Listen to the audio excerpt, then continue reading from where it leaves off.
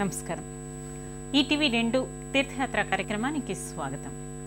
దక్షిణ భారతదేశంలో నెలకొన్న శ్రీ సుబ్రహ్మణ్యేశ్వర స్వామి వారి క్షేత్రాలలో విశిష్టమైనదిగా విరాజిల్లుతోన్న దివ్యక్షేత్రం పళని. ప్రసిద్ధి పొందిన 6 సుబ్రహ్మణ్య క్షేత్రాలలో మూడవదిగా అలరారుతోన్న ఈ క్షేత్రం ఆరోగ్యానికి, ఆధ్యాత్మిక శోభకు నిలయంగా పేర్గాంచింది. చెన్నై నగరానికి 445 కిలోమీటర్ల దూరంలో ఉన్న పళని శ్రీ సుబ్రహ్మణ్యేశ్వర స్వామి వారి ఆలయ విశేషాలను మనం ఇప్పుడు చూద్దాం.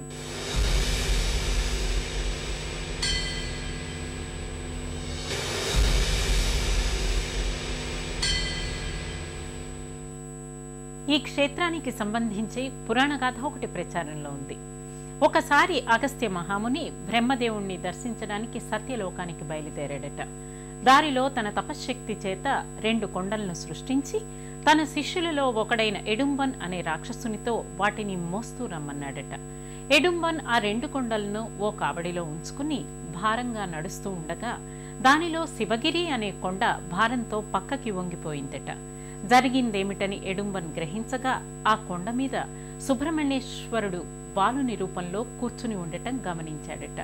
ఈ హఠాత్ పరిణామానికి విస్తుపోయిన ఎడుంబన్ కొండను దిగమని కుమారస్వామిని దండించడానికి ముందుకు దూకాడట.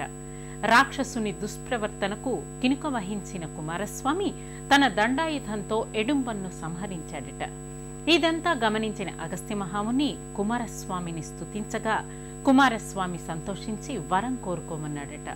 దాంతో అగస్త్య మహాముని తెలియక చేసిన తన శిష్యుడి అపరాధాన్ని మన్నించి అతన్ని పునరుజ్జీవింపచేయమని కోరాడట.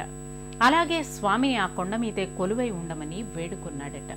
అగస్త్య మహాముని అభీష్టం మేరకు ఎడుంబన్ తిరిగి జీవితుడై కుమారస్వామిని స్తుతించగా కుమారస్వామి సంతోషించి తాను కొలువైన కొండకు ఎదురుగా ఇక నుంచి ఎడుంబన్ కొలువై ఉంటాడని, ఇక నుంచి తొలుత ఎడుంబన్ను దర్శించుకున్న అనంతరమే భక్తులు తనను దర్శించుకుంటారని వరమిచ్చాడట.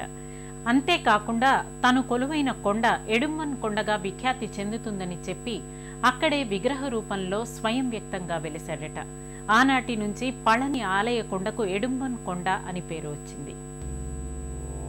శ్రీ శివశక్తుల సమైక్య తేజము వరవిన సుబ్రహ్మణ్యం షట్కోణాంచిత చిన్మయ దీధితి కార్తికేయ శుభరూపం. దక్షిణ భారతదేశంలో నెలకొన్న సుబ్రహ్మణ్య స్వామి వారి ఆలయాలలో పళని దేవాలయం ఆరోగ్యానికి నిలయం, అఖిల పుణ్య ప్రదాయకం. ప్రసిద్ధి పొందిన 6 కుమారస్వామి క్షేత్రాలలో పళని ఆలయం మూడవది. విశిష్టమైన పుణ్యప్రదమైన అంశాలతో అలరారే ఈ శోభనకరమైన ప్రదేశం భక్తులకు కొంగు బంగారంగా విరాజిల్లుతోంది. ప్రతిరోజు వేలాది భక్తులతో కార్తికేయ స్వామి నామస్మరణతో ప్రతిధ్వనించే పుణ్యధామం పళని దేవాలయం. ఆలయాల రాష్ట్రంగా పేరు పొందిన తమిళనాడులో పళని క్షేత్రం విలసిల్లుతోన్నది. సుబ్రహ్మణ్యేశ్వర స్వామి వారి ఆలయాలలో విశిష్టమైనదిగా విరాజిల్లుతోన్న ఈ దివ్యాలయం చెన్నై నగరానికి 445 కిలోమీటర్ల దూరంలో ఉంది. ఆహ్లాదకరమైన వాతావరణంలో నయనానందకరంగా పళని ఆలయ పరిసర ప్రాంతాలు కనిపిస్తాయి. ముఖ్యంగా వర్షాకాలంలో, శీతాకాలంలో ఇక్కడ ప్రకృతి మనోజ్ఞంగా దర్శనమిస్తుంది.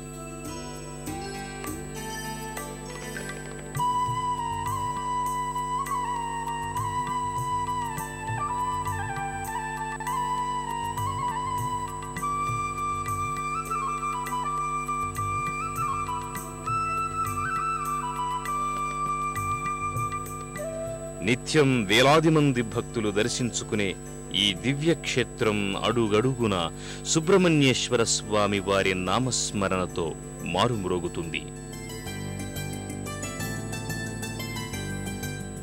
ఈ దివ్యక్షేత్రానికి వచ్చిన భక్తులు ముందుగా కొండ కింద భాగంలో తమ తలనీలాలను స్వామివారికి భక్తి శ్రద్ధలతో సమర్పించుకుంటారు. అనంతరం శుచి శుభ్రతలను పాటిస్తూ కొండ కింద భాగానికి చేరుకుంటారు.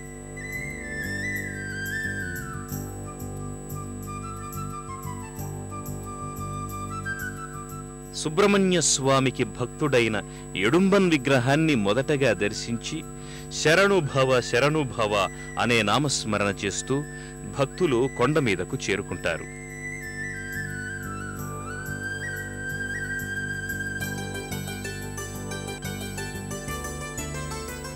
శ్రీ సుబ్రహ్మణ్యేశ్వర స్వామి వారు కొలువైన పళని కొండకు చేరుకోవడానికి 2 మార్గాలున్నాయి.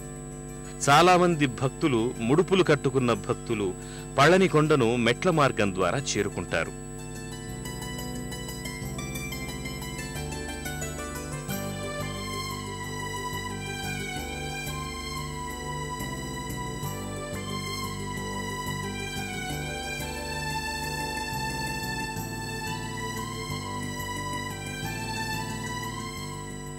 మెట్లు ఎక్కలేని భక్తులు నేరుగా కొండకు చేరుకోవడానికి ఇక్కడ రోప్ వే సదుపాయం కూడా ఉంది.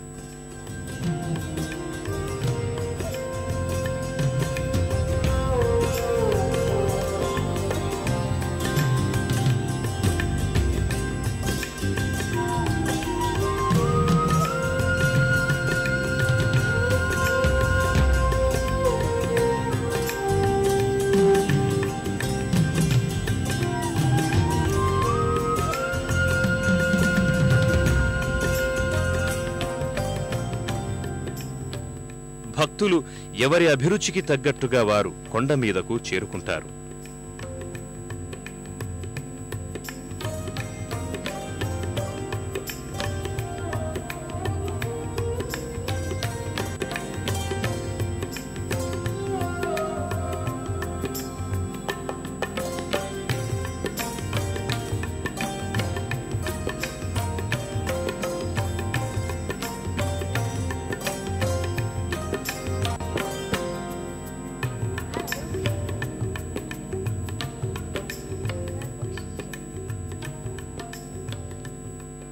మెట్ల కింద ప్రధాన ద్వారం ముందు కుడివైపున సుబ్రహ్మణ్యేశ్వర స్వామి వాహనం నెమలి కానవస్తుంది. దానికి ఎదురుగా ఎడమవైపున విఘ్నేశ్వరుడు కొలువయ్యాడు. ఈ ఆలయానికి వచ్చిన ప్రతి భక్తుడు ముందుగా విఘ్నేశ్వర స్వామి ఆశీస్సులు తీసుకున్న తరువాతే మెట్ల మార్గం ద్వారా నడకను సాగిస్తారు.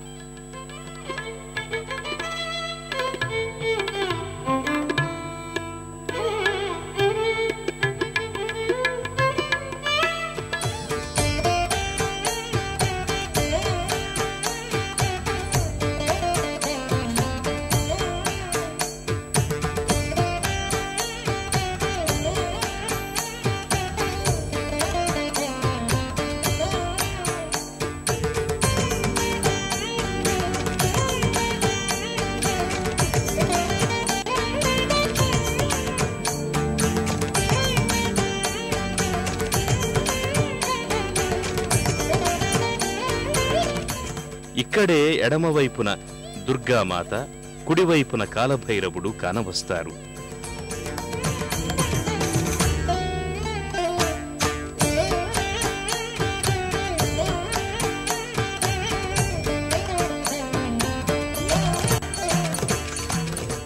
ఈ ఆలయాలకు ఆనుకొని ఉన్న మండపం మనోహరమైన శిల్పాలతో అలరారుతోంది.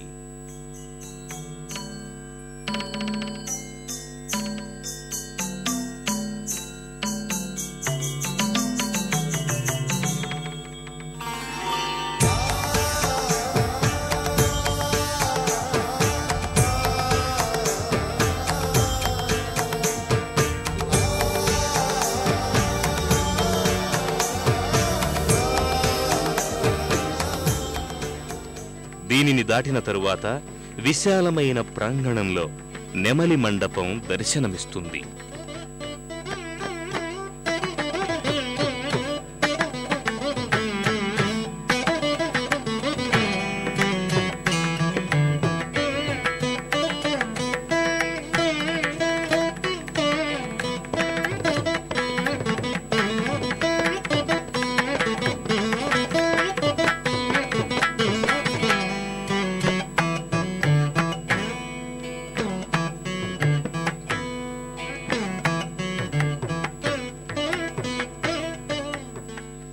ఇక్కడ స్వామివారి వాహనాన్ని దర్శించుకున్న భక్తులు సుబ్రహ్మణ్యేశ్వర స్వామివారిని కీర్తిస్తూ మెట్లను ఎక్కడం మొదలు పెడతారు.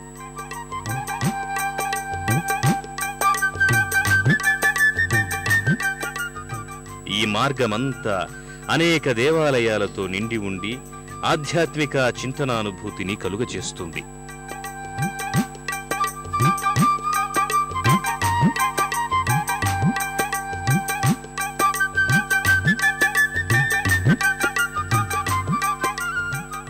మెట్ల మార్గంలో సుబ్రహ్మణ్యేశ్వర స్వామి, వాయుపుర స్వామి ఆలయాలు దర్శనమిస్తాయి.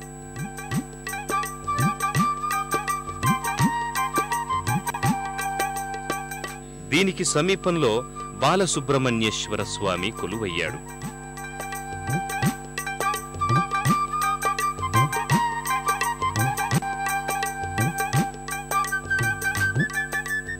దీనికి కొంచెం దూరంలో మహేశ్వరుడు ఆసీనుడై భక్తులచే నిత్య పూజలందుకుంటున్నాడు. మెట్ల మార్గం ద్వారా కొండ మీదకు చేరుకున్న భక్తులకు విశాలమైన ఆలయ ప్రాంగణం కనిపిస్తుంది.